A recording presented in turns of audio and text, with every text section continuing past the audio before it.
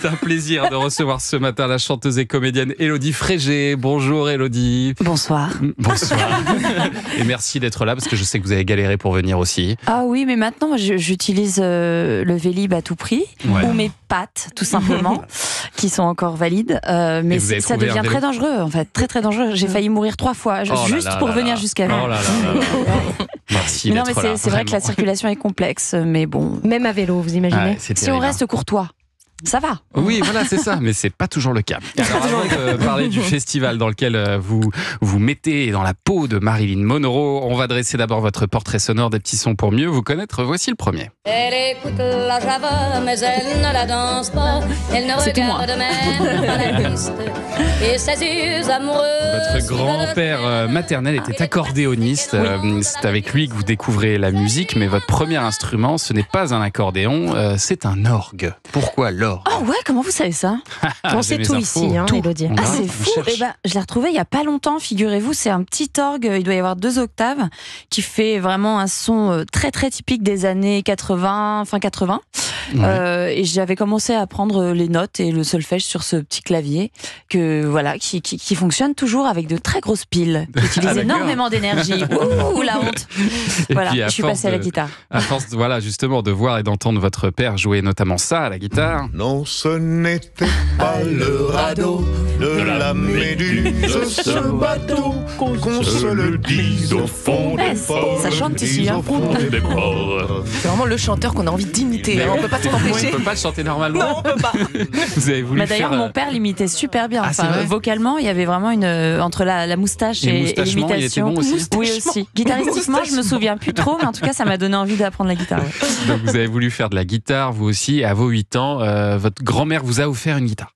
Et que j'ai toujours aussi. Une guitare espagnole, nylon, qui sonnait assez grassement, je trouve. Et que d'ailleurs, je vais rejouer bientôt, parce que je l'avais oublié. Donc, merci de me rappeler sa présence dans ma vie. C'est toujours votre instrument de prédilection, la guitare? Oui. Mais je tends, là, depuis quelques temps, j'ai envie d'apprendre à jouer du piano parce que ça me permettrait de composer différemment et de trouver d'autres harmonies, d'autres manières d'écrire. Et puis alors, nous, Élodie Frégé, on vous a découvert avec ça. Quoi? Oh my God. Et oui. Mes grands-parents faisaient aussi le marché, donc. Parce qu'on pense toujours à Michal quand on entend l'orange de la Starac, mais c'est aussi vous, c'est aussi votre histoire. À 21 ans, vous remportez la finale de la Starac saison 3. D'ailleurs, je me suis rendu compte en revoyant ces images de l'orange que visiblement vous chantiez tous en playback. Que j'avais changé de sexe. Alors pas ça, mais non, vous chantiez tous en playback sur cette chanson. Ah bon? Je me souviens pas. Je pensais pas qu'à la Starac on chantait en playback parfois, mais là visiblement, alors c'était peut-être que pour cette chanson-là. Ouais, je me souviens pas du tout. Quel souvenir vous gardez? Parce que j'ai fait tellement de fausses notes, je crois, à cette époque-là, que je suis pas sûre d'avoir chanté en playback.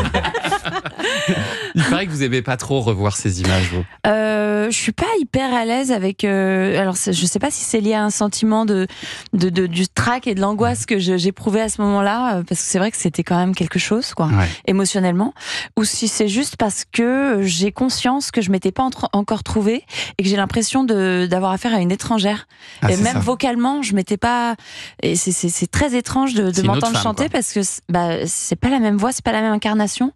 Et ça me fait un peu bizarre. Mais après, je renie rien. Hein. Je suis très heureuse d'être passée par là. J'ai le bégaye. Oh, mon Dieu.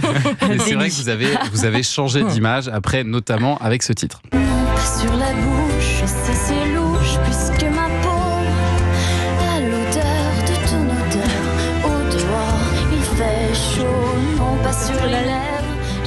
On l'aime bien ce titre-là. Je m'en lasse pas, merci Benjamin Biolay pour ce cadeau. Benjamin Biolay sur le jeu des 7 erreurs, des clips signés Catherine Breillat. On dit souvent que le deuxième album, parce que ça c'était votre deuxième album. Et Jaco Van Dormal pour ce clip-là. Très bien. Ouais. Et on dit souvent que le deuxième album, il est déterminant dans la carrière d'un artiste.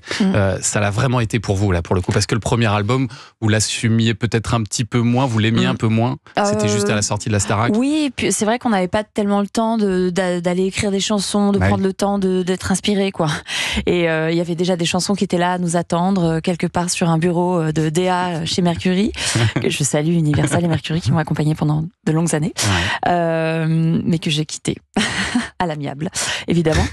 Et en fait, c'est vrai que j'avais écrit le texte de Je te dis non, qui avait été réalisé par Catherine Bria pour le clip, et c'était déjà quelque chose qui me mettait sur la voie du deuxième album. Mais il y avait 3 chansons, je crois, qui étaient vraiment à vous. Oui, c'est ça. Ouais. Et encore, c'était tout neuf, c'était tout frais. Je savais pas trop, j'osais pas, et puis je me suis mise à écrire après, parce que je crois que j'avais vraiment envie de m'exprimer avec mes propres mots, et surtout d'utiliser mon instrument qui était la guitare classique comme un instrument d'accompagnement. Et en fait, Benjamin m'a entendu jouer mes maquettes. Il m'a dit mais qu'est-ce que tu fais en ce moment, je t'ai vu à la Starac. Et je lui ai joué des maquettes, et il m'a dit mais tu chantes pas du tout pareil en fait quand tu t'accompagnes et quand tu écris tes chansons. Donc c'est vrai que la révélation, elle a commencé à avoir lieu à ce moment-là, quoi.